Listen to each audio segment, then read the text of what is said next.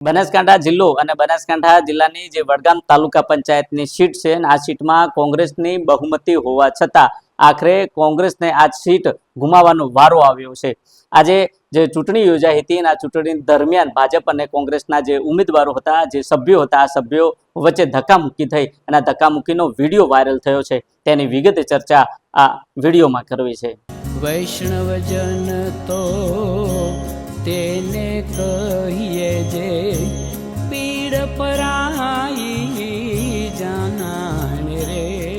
નમસ્કાર, હું છું દિનેશ ઠાકોર। નવજીવન ન્યૂઝમાં આપનું હાર્દિક સ્વાગત છે। વાત સ્થાનિક સ્વરાજની ચૂંટણીની છે અને આ ચૂંટણી પૂરી થયા બાદ આજે જે તાલુકા પંચાયતના જે જીતેલા જે ઉમેદવારો હતા આ ઉમેદવારોમાં પ્રમુખ અને ઉપપ્રમુખની વરણી કરવાની હતી। જોકે વડગામ જે તાલુકા પંચાયતની જે સીટ છે આ સીટમાં 28 બેઠકો હતી અને 28 બેઠકોમાંથી 14 બેઠકો કોંગ્રેસના ફાળે હતી, ત્યારે 13 બેઠકો ભાજપના ફાળે હતી અને એક અપક્ષના ફાળે હતી। જોકે વડગામ જે તાલુકા પંચાયત છે આ તાલુકા પંચાયતના હોલ ખાતે જે ચૂંટણી પ્રક્રિયા યોજાવા જઈ રહી હતી તે દરમિયાન ભાજપ અને કોંગ્રેસના જે કાર્યકર્તાઓ હતા આ કાર્યકર્તાઓ વચ્ચે ધક્કામુક્કી થઈ અને ધક્કામુક્કીનો વિડીયો વાયરલ થયો। જોકે આ જે ચૂંટણી થઈ અને આ ચૂંટણીમાં 14માંથી જે કોંગ્રેસના 14 ઉમેદવારો હતા તેમાંથી એક ઉમેદવાર ગેરહાજરી હતી, ત્યારે ભાજપના 13 ઉમેદવારો હાજર હતા અને ત્યારે જે અપક્ષનો એક ઉમેદવાર હતો આ અપક્ષના ઉમેદવારે ભાજપને ટેકો આપતા આખરે તાલુકા પંચાયતની સીટમાં ભાજપનો વિજય થયો છે અને જે મગરવાડાના જે સભ્ય હતા અનુબેન ઉપલાણાને પ્રમુખ તરીકે ચૂંટાયા છે। જોકે બીજી તરફ ઉપપ્રમુખ તરીકે રઘુભાઈ બેગડિયાને જાહેર કરવામાં આવ્યા છે। જોકે આ તમામ બાબતને લઈને જીતેલા પ્રમુખ શું કહી રહ્યા છે તે પણ તમે સાંભળો।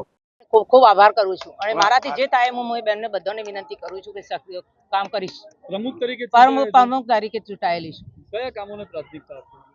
તાલુકાનો વિકાસ આપીશ। ઓકે, આપનું અનુબેન કેસરભાઈ પટેલ। ઓકે, શું કહેશો? ઉપપ્રમુખ તરીકે આપનો વિજય થયો છે।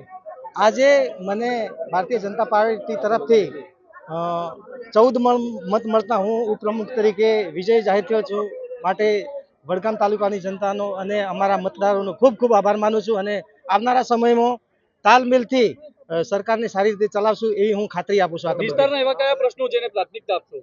જેવા કે પાણીના હોય, રોડ રસ્તાના હોય કે કોઈ આરોગ્યના હોય, આવા દરેક અમે કામને પ્રાધાન્ય આપીશું। તમે જુદી પ્રકારે જીતેલા જે પ્રમુખ અનુબેન ઉપલેણા છે તેમના દ્વારા કહેવામાં આવ્યું કે જે તાલુકા પંચાયતનો વિકાસ છે એ વિકાસ અમે કરીશું। ત્યારે સવાલ એટલો છે કે જે પ્રકારે સ્થાનિક સ્વરાજની ચૂંટણીની જે પ્રક્રિયા શરૂ હતી અને એ પ્રક્રિયા દરમિયાન વડગામ ધારાસભ્ય જિગ્નેશ મેવાણી એડી ચોટીનું જોર લગાવ્યું હતું અને તાલુકા પંચાયતમાં જીત હાંસલ કરવા માટે અનેક મથામણો કરી હતી, અનેક સભાઓ ગજવી હતી, પરંતુ ક્યાંક ને ક્યાંક પોતાના જ જે જીતેલા સભ્યો હતા આ જીતેલા સભ્યો દ્વારા ટેકો ન આપતા ક્યાંક ને ક્યાંક છુમંતર થતા આખરે ભાજપે આ સીટ હાંસલ કરી છે। જોકે અગાઉ પાલનપુર જે કોંગ્રેસ ભવન હતું આ કોંગ્રેસ ભવન ખાતે જે કોંગ્રેસના જે સભ્યો હતા આ સભ્યો પાસેથી બાંયધરી પત્રકો લેવામાં આવ્યા હતા અને આ બાંયધરી પત્રકો એટલા માટે લેવામાં આવ્યા હતા કે આ જે જીતેલા ઉમેદવારો છે આ ઉમેદવારો પર કોંગ્રેસને જે વિશ્વાસ છે આ વિશ્વાસ નથી અને આખરે આ બાંયધરી પત્રક લેવામાં આવ્યા હતા અને એ જ